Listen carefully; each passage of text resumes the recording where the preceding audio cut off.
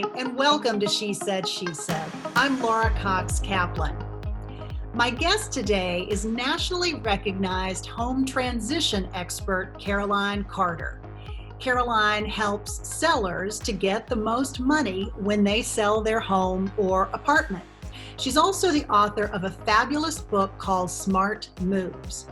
Caroline's going to talk to us today a little bit about the residential real estate market, what we might expect coming out of this pandemic, and most importantly for your purposes, what you might want to do right now to prepare just in case you may decide to relocate.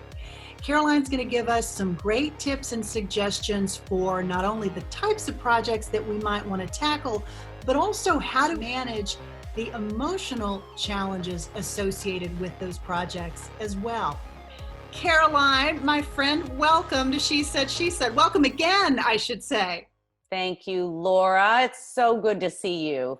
It's so good to see you too. I hope that you and yours are doing well.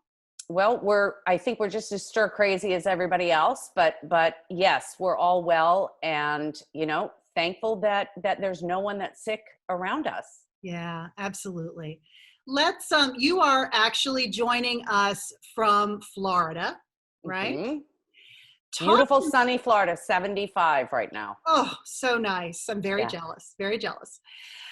Let's start off the conversation by kind of level setting. Where is the residential real estate market right now? How are people thinking about this? For people that were already thinking about selling their homes, what's happening in that space? What about people who are sort of contemplating this? Give me maybe your sense of the overall landscape.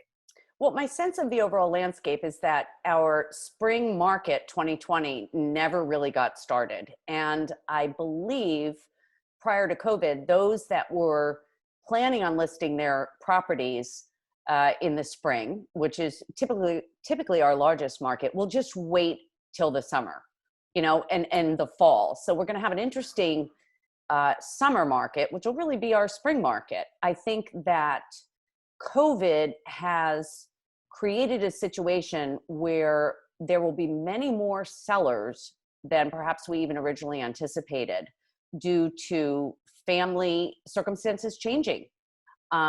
People are losing jobs. I think people are doing a deep dive into their own thought process around, let's look at where we live, how we live, what we really want. I mean, I think COVID has really brought people to their knees in terms of examining, looking at how fragile life is and are we living the life that we want for our family. So I think that the market, and I'm positive there will be one, once the bans are lifted and we're able to return with some of these policies and procedures in place, like our social distancing. And I definitely think that we will return to having a market this summer. And I think that there will be more people who hadn't even anticipated they would be moving who will now consider it.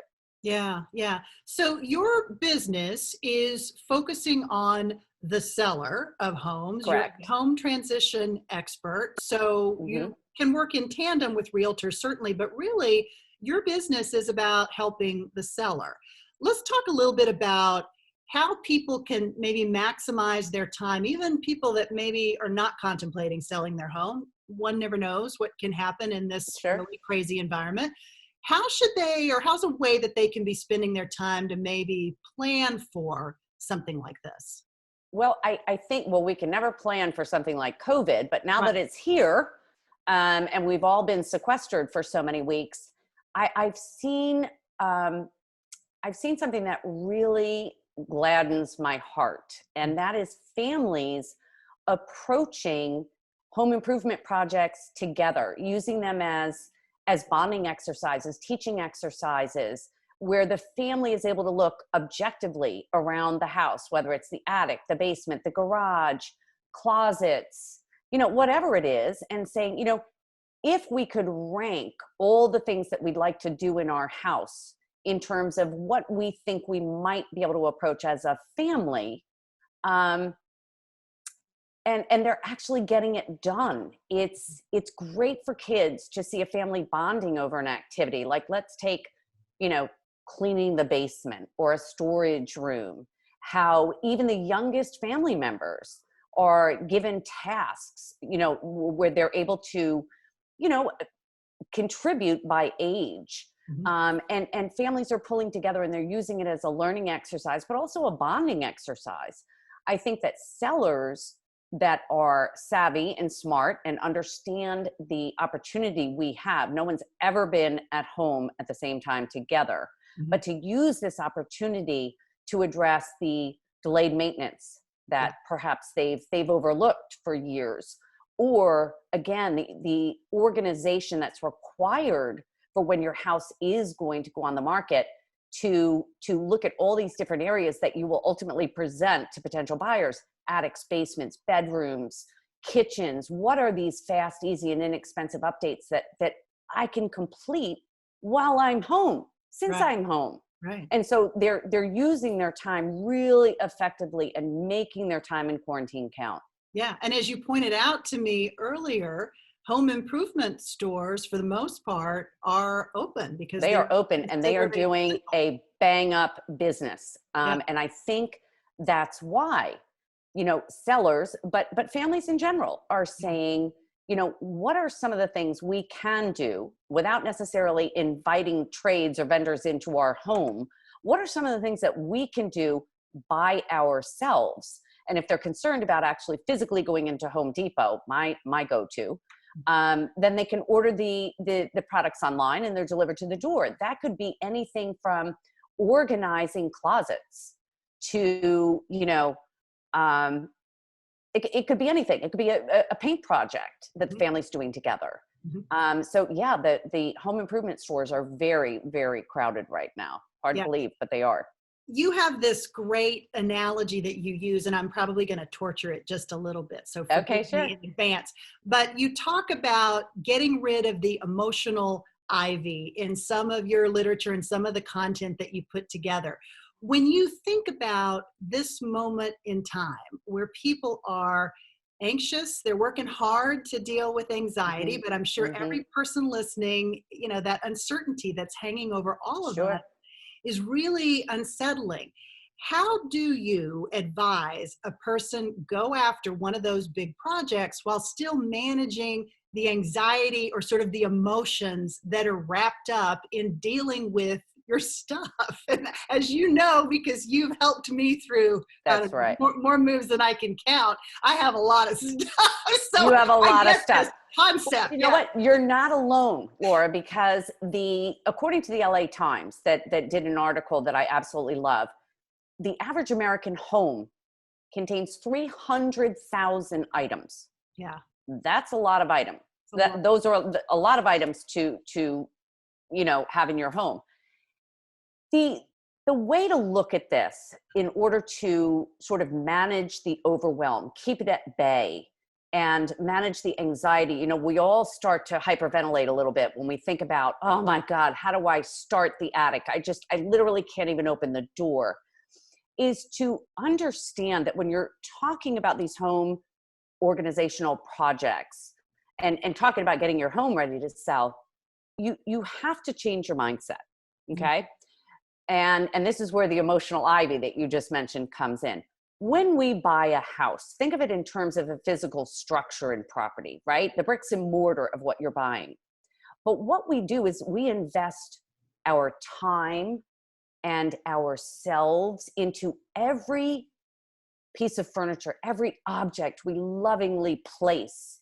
And we assign, um, you know, emotional attachment to all of that. And that's why I describe it like emotional ivy, that as we build our lives in these homes, that ivy is growing outside of our home and throughout our rooms. It really pulls it all together.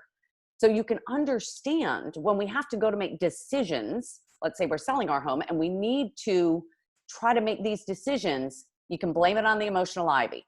Because in essence, it's taken years of really lovingly creating this home. And now I'm suggesting, okay, wait a minute. Now you're going to sell this home. Not only do you need to rip the ivy, which ivy will adhere to brick and it's almost impossible to pull off, right?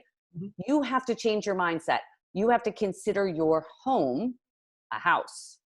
So in order to really effectively progress through this process, you need to just look at it non-emotionally. And that means looking at your things non-emotionally. Very difficult to do, but it's really the only way that you can chunk it, meaning, break these large projects down into manageable steps where you can complete a step, pat yourself on the back, and move on. Yeah. So, and the emotional ivy makes it very difficult because, in fact, we're making this all about us, but when you go to package a home to sell it, it's not about you at all. It's about the buyer, right? And understanding their wants and needs and preferences and what they expect. So, yeah. Oh, that's great advice. Okay, let's go a step or two further. Okay, sure. We have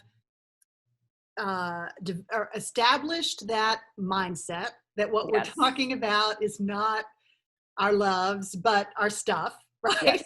Yes. So we've crossed that bridge. You still have this enormous, garage, basement, closet, guest room, whatever it happens to be in your scenario. Yes. What's the next thing you do? What's sort of your recommendation for how you go about tackling one of these things once you've got the mindset in the right place? Sure. Keep reminding yourself this is stuff. It's not Right. about, it's not about home, it's about stuff. Sure. What's next? Okay, so what's next is let's take a step back here emotionally and let's assess the space. What are we talking about in terms of width, depth, height? Okay, what is the purpose of the space? I mean, we all love to, in our extremely busy lives pre-COVID, we would just stick whatever into the closet because it was the closest place. So you'd open up a foyer closet. There'd be gardening things. There'd be light bulbs. No, we have the time now. So how do we do it right? The first thing we do is we assess the space. Okay. What do I need to keep here? What do I want to keep here? Okay. And where is it going to fit logically? And what sort of organizational products do I need to support keeping it in this space? Alternatively, if I'm getting my house ready to sell and we don't want these cluttered rooms and we're considering storage, short-term, long-term, palletized storage, accessible storage, is this particular thing that I want to keep, do I understand what it's going to cost me to keep over time? Now, I don't want to go sideways into another, storage because, oh my God, storage is just a whole other conversation. But so what you want to do is you want to touch each one of these items once, and you want to use a very simple, and you'll be familiar with this, my 1-inch blue painter's tape and black Sharpies. Yes. Very simple coding system. Yeah. For, PK for pack to store, D for dump or donate, and S for sell or, an action item, meaning you're going to get it appraised. You're going to try to sell it. Once you've made those designations, you are then going to build back based on your ability, your necessity to reach that piece. Meaning there are going to be things like a wedding dress, your parents' mementos that if you're looking at an attic, for instance, that can go all the way back on shelves. You've already ordered your airtight plastic bins of the appropriate size, right, that have been delivered. So you're getting rid of things like, boxes and, my God, things that are rolled up into old sheets and so forth. So you're creating a new organizational structure. I like clear bins like you do, right? So that you can see at a glance what's in that bin, and you're going to organize it by need, meaning how often do I have to get to this? If it's going to be, a pull down attic and you've got room for bedding and a fan and a blow up bed and so forth and so on, that's going to be closer, right, to those attic steps than, my parents' mementos, which are going to be all the way in the back. I think if you look at each and every space, not with what it currently contains, but think about it as empty. Yeah. and really physically remove everything from that space, even if you make one big huge pile in a room, and begin to make meaningful choices Mhm. and understand, walk that choice all the way through. I'm keeping this. Why are you keeping this? Because I'm keeping all the kids' mementos. Okay. So in 30 years, when Ben says, you know what, Laura, or you know what, Caroline, I don't want all my trophies and my handprints from first grade and so forth and so on. So you walk these through and understand the cost associated with, keeping it or not keeping it, meaning the emotional cost of, I need to keep these things. These are for my kids. They're very important to me, whatever it is. So you assess the space, you assess the cost, and then you begin to build back in a way that makes sense. Yeah, yeah, it's great advice. You mentioned offsite storage. Talk to us about the dangers of offsite storage. It can seem like a great quick fix when you just need a place to put stuff. Talk about the dangers of that. It is the fastest growing segment of the commercial real estate Billions, market. honest to God. I should either invest in a car wash or a storage facility. The thing about storage is, and storage is a great option, but it should be looked at and considered very seriously. When we are going through and making choices about our things, we need to look years down the road, because what happens is we put things into storage, and without a very specific pictorial inventory, we will lose sight very quickly of what's in that storage, because we are so relieved to get it out of the house, and we are so proud of ourselves that we have, given our credit card to put that in storage. It's nicely packed, and literally we want to forget about it and check it off our list. Right. That is the biggest danger. Storage is a big black hole for us. Again, I think you need to be mindful to understand that, self-storage is great if there's a time limit on it. Mhm. The industry has made it extremely easy to solve our problems by saying, just give us your credit card. We'll give you 1 month free, 2 months free. We'll upgrade your unit. Once they get your credit card, you are on an automatic increase Mhm. every, over a certain amount of time. Mhm. And it's just automatically increased. And you may register over time. Wow, that seems like it's getting more expensive over time, but you're still not going to deal with it. So getting back to, what is the cost of delaying the decision for Mhm. this particular item? Mhm. And when I've seen families use it successfully, they say, I am going to allow us to have, 1 year of storage. And this is especially important for families that are downsizing, for couples that are downsizing, that have, soon to be adult kids, or their adult kids living, in a place where they don't have the space. Mhm. I get that. But at some point, you have to look at it and say, okay, we've spent X amount of money every month for X amount of years. So I think there has to be I think there have to be some parameters to make good, solid decisions, to walk it through and understand really what the cost is of the delayed decision making. Yeah, yeah.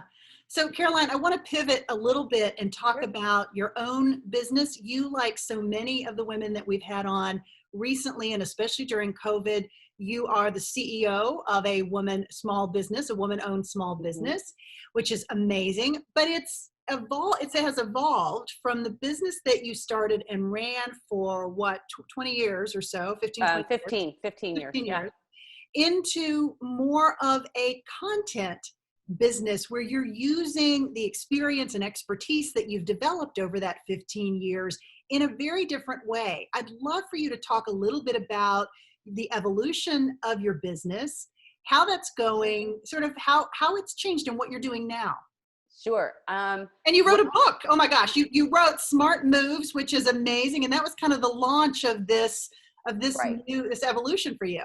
Sure. As part of my 5-year personal plan, as well as my business plan, I, over the past couple of years, have been moving toward being able to reach larger numbers of people. As you know, having lived in Washington, D.C. and worked in the D.C. metro area, I was able to service clients, multiple clients per week with the teams that I employed. But I really felt like my mission was more to, number one, educate about a process that no one really recognizes and still doesn't, because the total home transition process that I refer to combines two industries. The real estate industry, meaning the packaging and sale of your house, and the moving industry. So it really combines those two industries. My mission has always been to get as close to reaching as many sellers as possible so that they understand that this is a definable process. The first way that I thought was going to be effective, the first way to do it was to write the book, which I did. And that has been sort of a cult breakout favorite for realtors and sellers alike, which is great because it breaks down this process step by step.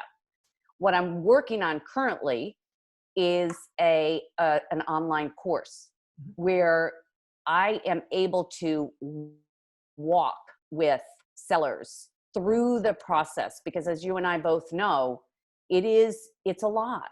It's a lot for them to deal with emotionally, physically, financially, and bringing my particular area of expertise live to them.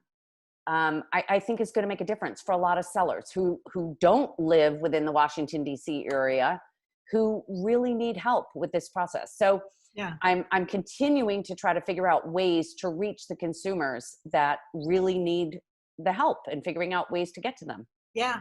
What's your advice for other entrepreneurs and women in particular who are maybe evolving either evolving their an existing business or maybe transitioning into something very different?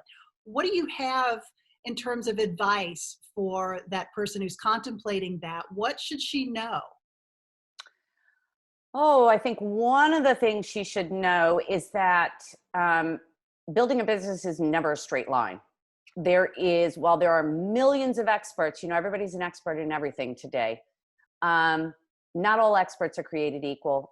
I am a truth teller and have always told the truth and will always tell the truth. And I think that will place you in good stead if you establish a reputation for truly telling people not what they want to hear, but telling people what they need to know to help them be successful. So you're creating solutions.